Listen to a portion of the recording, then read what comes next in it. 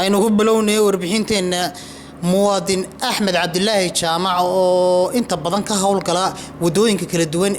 ee xaafadaasi Axmed Dhagax gaar ahaan degmada 31 May isla markaasina ka soo howlgalay muddo ka badan 27 sano ayaa mar uu saaka arooriyadii hore agagaarka jaamacadda magaalada Hargeysa wadooyinka buuxinay oo aan kula kulmay waxa uu mas'uuliyiinta dawladda hoose ee caasimadda oo ka dalbaday in markaasi laga shaqaaleysiiyo oo laga dhigo shaqaale rasmi ah oo howlgala dawladda hoose halka sidoo kale maayarka caasimadda uu fariin u diray waana kan isagoo arrimahaasi ka hadlaya wax magacayga la yiraahdo Axmed Cabdilaahi Jaamac kolka muddo dheer baa wadada ka soo shaqeynayay waxaan ka bilaabay dalcada ayna naxar oo ka shaqeynayay 5 sanadood markii dambe waxaan bilaabay tan biibsiga dalcada ayuka isha boorama laga soo bilaabay ka bilaabay waxaan ka soo bilaabay hadana maxkamadaha waa soo waday ilaa أنا نحب أيام ولا ولا واحد يقول لي دولة حسين عاوزه شقيرهم كلها يا كا كوبي سد كوبي شرعية يو شهرين يقول وقال لي واحد نقول لسه سيدي العصر سلوين تكشقيني يا dhinaca kale muwaadin Axmed Cabdilaahi Jaamac waxa uu ka xogaal waramayaa mudadii shaqadaasi mutatawacnimada wadooyinka uu ku soo buuxinayay isagoo oo markaasi hoosta ka xariiqay dhibaatooyinka kala duwan ee shaqadaasi kala kulma mararka qaarkood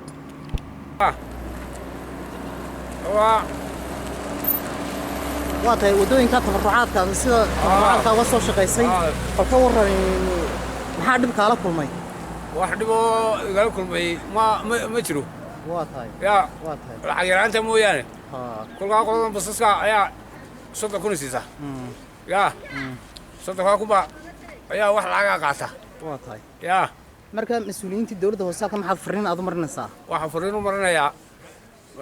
maayirka magaalada